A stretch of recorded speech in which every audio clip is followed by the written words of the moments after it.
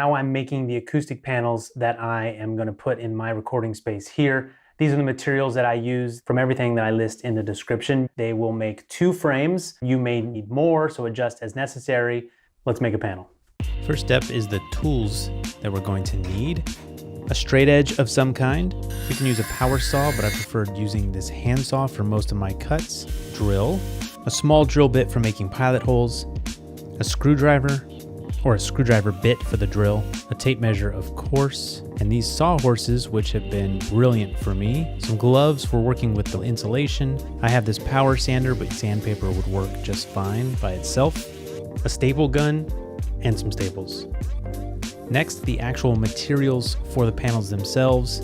To make one panel, I bought 2 8-foot pieces of 1x4 common board, just cheap lightweight wood. I'll cut these into the pieces of the frame. There will be 2 47-inch pieces for the sides and 2 24.5-inch pieces for the top and bottom. I also bought a 10-foot 1-inch by 3-inch board that'll be cut into the pieces for the back brace and the 4 corners for each panel. For the backing, I used some breathable weed barrier fabric, a box of number 6 deck and fence screws that are 1 5/8 inch long, Roxol or rock wool safe and sound insulation. These are 2 feet by 4 feet bats, 8 come in 1 pack. And to cover the panels, I used burlap from a local fabric shop, and I just bought enough to make several panels. And you can see it's very breathable, allowing the sound to travel right through and into the insulation. All right, let's put together a panel. I'll start by creating the basic frame. Take one of the 8-foot 1x4s and measure out to 47 inches and make a mark. Then on that same piece of wood, measure out 24.5 more inches and make another mark.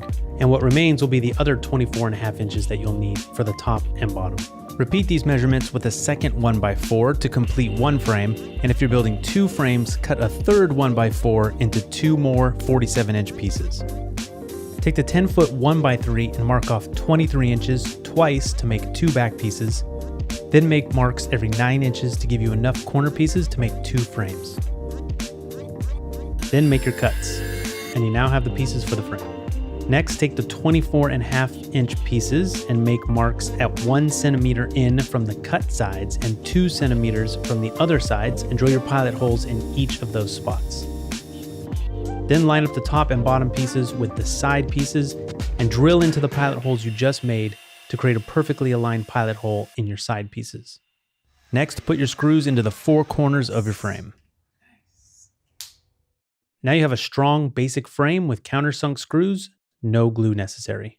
Next, take the corner pieces and cut the ends at 45-degree angles and attach them to the frame by drilling pilot holes and then inserting 1 screw in the middle on each side.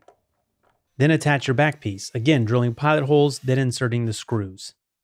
And your frame is complete. Next, grab some gloves and drop one of the 2x4 pieces of insulation right into the frame. Turn the frame over, lay out a piece of backing so that it covers the frame, and cut. Then staple down the backing, placing a staple every couple inches for a tight fit and trim off any excess. Next, lay out a piece of burlap or whatever material you're using to cover your panels, and make sure you have enough material to wrap around the ends, leaving a couple inches of overlap to work with. Then cut your covering. To attach the covering, start at one of the ends of your panel, overlap the first side, and staple in the middle and each corner. Go to the opposite side, pull tight, and do the same. Then go to either side of your panel and repeat the same process, always remembering to pull tight as you staple. Flip over the panel and make sure you have a nice tight fit. Turn it back over and get to work inserting a staple approximately every inch until you've gone all the way around the entire panel. For the corners, grab the excess material, pull tight, and fold together to create a 45-degree angle, then pull that over the top and bottom corners to create a tight, clean corner, staple down, and trim off the excess on the back. To create some space between the panel and the wall, I used 1 1/4-inch cork bottle stoppers, simply drilling a hole through the middle and into the corner piece of the frame. And with that, you have a beautiful acoustic panel. To hang these on the wall, I used a lag screw to go directly into a stud and then another long screw into a wall anchor so I could space these as far apart as I needed them, leaving a couple inches away from the wall. I made a couple of crude holes in the back for the screws and then put the panels in place. I didn't list the screws in the parts section because you can attach these to the wall any way you see fit. And you'll see once I've put this on the wall that the cork stoppers and the screws being out from the wall a little bit created a gap between the panel and the wall to create more space to catch those reflections. All right, that's how I made the acoustic panel that I'm using here. Let's put them on the wall because you're not hearing audio with any panels on the wall, but let's check that out. And now we have a couple panels on the wall. It sounds to my ear like it's making some difference. That's because there's panels right here in front of me. So that should definitely help. And the rest of this space still needs to be treated, which means a lot more work for me.